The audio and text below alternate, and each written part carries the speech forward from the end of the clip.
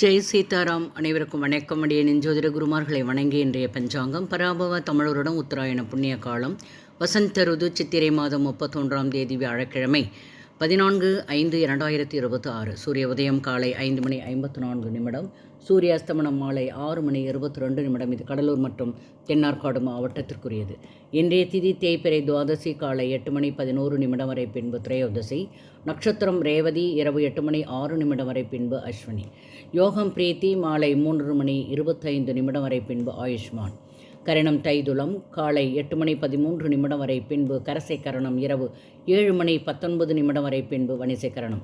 மரணயோகம் அதிகாலை 5:53 வரை, பிறகு சித்த யோகம் இரவு 8:06 வரை, பின்பு அமிர்த யோகம்.